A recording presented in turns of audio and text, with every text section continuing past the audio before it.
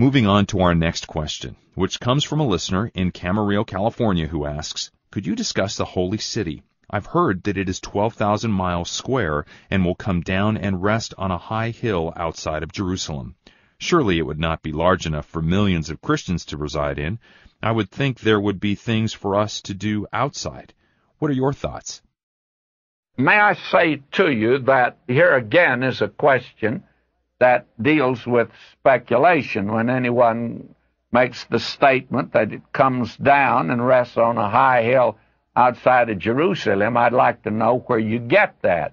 Now, the record of the Holy City is found in the 21st chapter of the book of Revelation.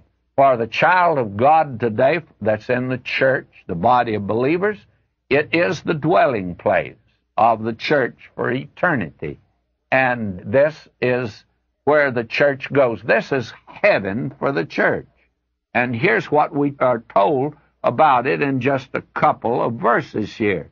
John says in Revelation 21, verses 1 and 2, and I saw a new heaven and a new earth, for the first heaven and the first earth were passed away.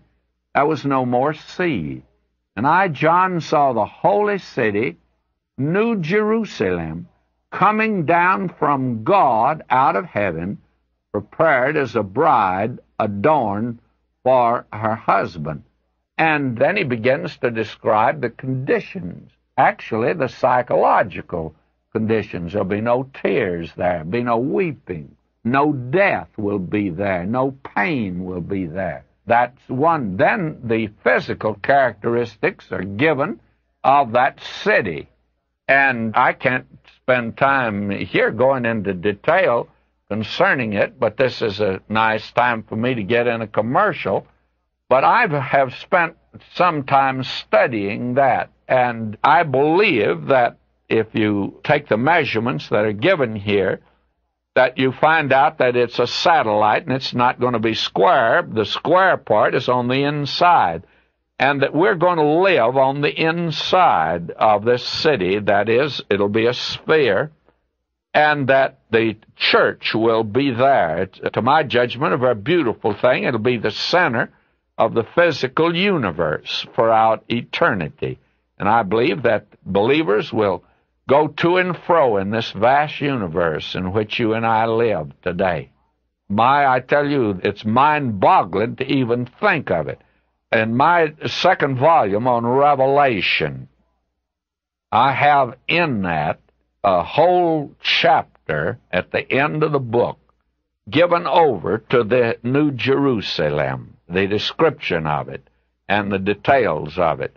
Now, I'd be delighted to send that to anyone that would like further detail and would like to purchase the book. We'd be glad to send you a book list that will tell you about all our books, but that second volume on Revelation deals with it, and it is really, I think, worthy of your consideration. And so, also, I should go back to the last question and say that if you wanted more information on the two miracles of the earthquake at the death of Christ and also the saints that came out of the graves, you ought to purchase The Six Miracles of Calvary by William R. Nicholson. And if you can't get it at your bookstore, you can order it from the Moody Press because they have it. And that is a book well worth reading, by the way. And every Christian ought to have that in his library.